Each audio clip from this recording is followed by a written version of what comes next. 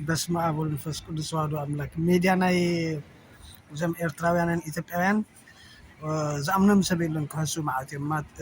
ማሓሳብ እዚ ሕማቅ ምስ ተገበረ ኣብ ኤርትራን ኢትዮጵያን ኣዲስ ኣበባን ኣስመራን ዕርቂ ሰላም ክንገብር ኢና ኢሎም ዕርቂ ሰላም ተገይሮም ዳ ፅቡቅ ኩሉ ሰብ ይሕጎስ። ንሰላም እኮ ዋጋ ትኸፍል ኢኻ። ሰላም ትሚልካ ድመፅእ ኣይኩልን። ሰላም ንሰላም ትሓስብ ንሰላም ዝፅዕሩ መዓት ብዙሓት ኣለዉ። ኩናት ዘይፈቱ ብዛዕባ ናይዞም ኤርትራን ኢትዮጵያን ዘይሓስብ ሰብ የለን።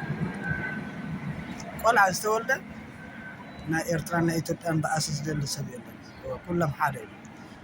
ግን ካብቲ ሚድያ ጌርካ ንሰብ ተጥፍእ ሓንሳብ ኢሳያስ ኣፈወርቂ፣ ሓንሳብ ዶክተር ኣብይ፣ ሓንሳብ መንግስቲ ሃይለማርያም መፅእ፣ ሓንሳብ ሃይለ ስላሴ ትብሉ ብሚድያ ይኮነ ነቲ ነገር ቅድሚ ሽግር ምፍጣርኩም ቅድሚ ኩናት ምግባርኩም ሕሰቡ። ኩናት እንድሕር ተኸፊቱ ሕማቅ እዩ። እዚ ዝረኣኹማ ዓንቶይ ብዚ ናይ ቀዳማይ ውግእ ዓለም ብዘይ ዝኾነ ነገር እዩ ተበጊሱ ክንደይ ህዝቢ ሃሊቑ ህዝቢ ጠፊኡ። ንሕና ከምኡታት ስለ ንፈልጥ እዚ ናይ ውግእን ናይ ሰላምን ስለ ንፈልጥ ቅድሚ ውግእ ምጅማሩ ንሰላም ንፅዓር፣ ንሰላም ንሕሰብ፣ ናይ ሰላም ፆሎት ንግበር፣ ቅዱስ ሓሳባት ንሕሰብ። ርኩስ ሓሳባት ዝበሃሉ እኮ ተሓቢእኻ ሰብ ክትቀትል ከለኻ ተሓቢኦም ሰብ ቀትሎ ከለዉ ዘይረአይ ዘይፍለጥ መሲሉ ከምኡ ይመስሎም እዞም ማሕበር ሰይጣን ማለት እዩ። ተሓቢእና ንሰርቕ ተሓቢእና ሰብ ንቀትል ድብሉ ይፍለጥ ይፍለጥ የለን። ሎሚ በዚ ሰብ ተቐቲሉ ገለ ትርኢ መን ከም ዝቐተሎ መፅኦም ይሕዙ። ፖሊስ ይተሓዝ ምርመራ ይግበር። ስለምንታይ ውግእ ከም ተጀመረ ይርእዩ። ናለኩም ኣብዚ ናተይ ሕጂ ገፀይ ኣበላሽሙ ዝሓንጎል ማሽን እትዮም ማለት እዩ። ማሽን መስእተው ቅድሚ ምእታዎም ማሽን ምእታዎም ኣብዚ ናተይ ስእሊ ኣሎ፣ ሓበሬታ ኣሎ። ስለምንታይ ከምዚ ከም ዝገበረ እተሓዝ ምስ ተሓዘ እዚ ኮሬናዊ ስለምንታይ ከምዚ ጌርካ ኣይበልዎን። መፅኦም ንቤተሰቡ ከምኡ ገይሮም ምንታይ ዕድል ናይ ሰብ እዮም ዝሰብሩ ዘለዉ። ዕድልና ይሰብሩ እንዳሉ ነታ ሰበይቲ ሕጂ ክደፍዋ ከለዉ ናይታ ሰበይቲ ቴሌፎን ወሲዶም ገንዘብ ወሲዶም ይፃናፀኑ። ብቴሌፎን እዮም ዝፃናፀኑ ኮኑ ብቴሌፎን ይፃናፀኑ። ናብ ደገ ቴሌፎን ክንድውል ከለና እንደይፍለጥ መሲልዎም ድከታተሉ ኣለዉ። እዚኦም ኣጋጭ ሃበኒ ገለገለ ዝብሉ ንፈልጦ ኢና። ኣብዚ ብክልተ ቴሌፎን ገይሮም እንታይ ትዛረብ እንታይ ብል ይሰምዑ። እዚ ምልክት ተማሂርና ኢና ወታደራዊ ነገር ንፈልጦ ኢና።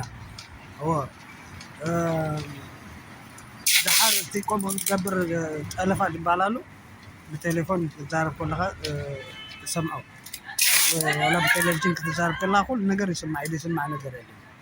በዚ ንሶም ከምዚ ክከታተሉ ከለዉ ነታ ሰበይቲ ክደፍኣ ከለዉ እታ ሰበይቲ ትፈልጥ እያ ከምኡ ንሕና እውን ንፈልጥ ኢና ንለኩም። ገፀይ ዘበላሽዎ ዝኽኣሉ ከዓኒ ብሰንኪተን ሰበይቲ ዝደፍእወን ብሰንከን ማለት እዩ። በዓል ኣብርሃም ወዲሰንበን ካልኦት ኣለዉ ኣይፈልጦም እዩ። ኣብዚ ቤተሰበይ ረኺበ ሰሪሐ ክኸይደ ገለ ኢለ ምስቶም ጀምዓ ነርና በዓል ዮሴፍ ነይሮም ምሳና ኣብዚ ኣሽኬሎን በዓል ዮሴፍ ነይሮም መዓት ነይሮም ኣብዚ ደቂ ኣስመራን ከባቢኣን መዓት ነይሮም። ሕጂ ካብዛ ዓዲ ገንዘብ ሰሪሖም ቦታ ቀይሮም ካልእ ከይዶም ገሊኦም ጀርመን ከይዶም ገሊኦም ካናዳ ከይዶም ኣነ ኸ ኣብዚ ተሪፈ ማለት እዩ። ኣብዚ ተሪፈ ሰሪሐ ገንዘብ ሰይዳ ሓንቲ ዓርኪ ረኺበ ናብ ካሊእ ሃገር ፓስፖርት ኣውፅአ ክኸይደ ይብል ነይረ።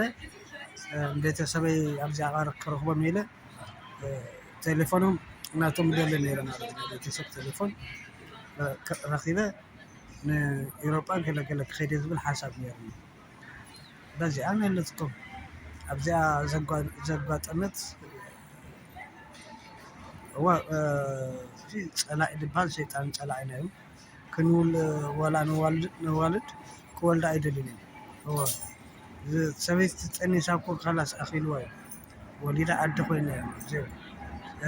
ሰብ ተተወሊድካ ኣይትንከፍኒ ክቡር እዩ ሰብ برأي سلاسي استولد أي تنكف سني يكون أكلات يكون يستنكف يدوم إجرام قرصون ليه بحق ولا قد ما هجي كم ولا ميدم بكا أي تنكفني سبعة أي تنكفني نوري هو أي تنكفني نحن محبر السبناتنا صفات المساحات يوم جمعنا محبر السب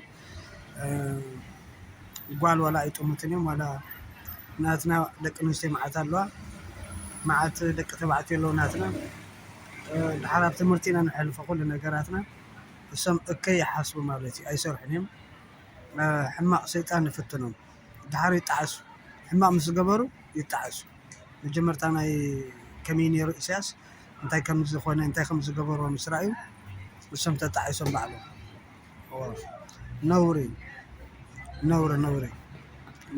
كورونا زبال يلم زي نسب بميديا غير كامل جاي نلو تم إرتراويان إثيوبيان دبالو سودانيان زبال بميديا تحسوا زنبرو كل سب فلتو ناي إرترا تلفزيون ما أرم تخبر له خمسة لون هذا قال إن سلام كنت عرو خمسة لون